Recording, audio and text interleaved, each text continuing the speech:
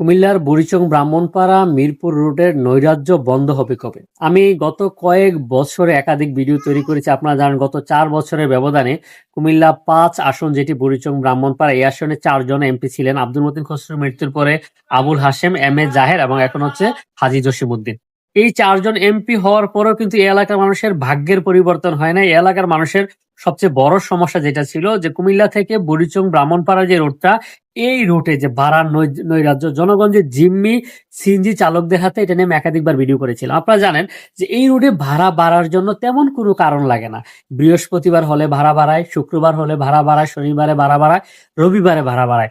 সূর্য যদি একটু কমে যায়, একটু অন্ধকার হলে ভাড়া বাড়ায়, বৃষ্টি আসলে ভাড়া বাড়ায়, যাত্রী বেশি হলেও ভাড়া বাড়ায়, যাত্রী কমে গেলেও ভাড়া বাড়ায়। এবং ঈদের মৌসুম, এখন তো ঈদে মানুষ আসা যাওয়া করছে। এখনকার মতো যে নৈরাজ্য বা এই এলাকার মানুষ কি যে একটু অসহায়, যেখানে 21 কিলোমিটার রাস্তা 50 টাকা সিএনজি ভাড়া নির্ধারণ করা আছে, এই জায়গায় বুড়িচং ব্রাহ্মণপাড়ার মানুষকে ব্রাহ্মণপাড়া পর্যন্ত পৌঁছাইতে এখানে 100 থেকে 150 200 টাকা পর্যন্ত দিতে হয়। যেমন গতকালকে 200 টাকা করে সিএনজি ভাড়া নেওয়া হয়েছে। এছাড়া আমরা দেখি সবসময় এই রোডটা দিয়ে কিন্তু শুধু বুড়িচং ব্রাহ্মণপাড়া মানুষ চলাচল করে এমনটা না, এই রোড দিয়ে চলাচল করে কুমিল্লা সদর উত্তর অঞ্চলের মানুষ, কসবা, আখাউড়া, ব্রাহ্মণবাড়িয়া, মানে কুমিল্লা সিলেটের বিকল্প সড়ক হিসেবে এই সড়কটা ব্যবহার হয়। তো এই সড়কের একটা মজার বিষয় হচ্ছে যেটা, সব জায়গায় আমরা দেখি যে সময়ের পরিবর্তনের সাথে সাথে ট্রান্সপোর্ট বৃদ্ধি পায়।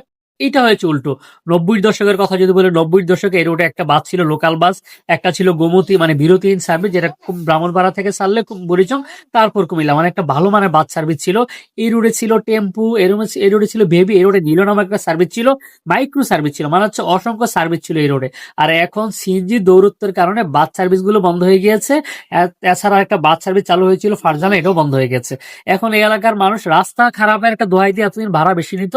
এখন রাস্তাও ভালো হয়ে গিয়েছে, কিন্তু ভাড়া আর কমে নাই। এই এলাকা 80 টাকা ভাড়া দিতে হচ্ছে। তো এলাকার মানুষ মনে করছে যেটা, যে কুমিল্লা 5 আসনের যিনি সংসদ সদস্য হাজী জসিমউদ্দিন, উনি খুব অ্যাক্টিভ দেখা যাচ্ছে সোশ্যাল মিডিয়াতে, অনেক বেশি অ্যাক্টিভ। উনি দেখছি আমরা বিভিন্ন জায়গায় মাদক নিয়ন্ত্রণের জন্য দৌড়িয়ে দৌড়িয়ে যাচ্ছে, বিভিন্ন জায়গায় মাদকের বিরুদ্ধে জিরো টলারেন্স বলছে।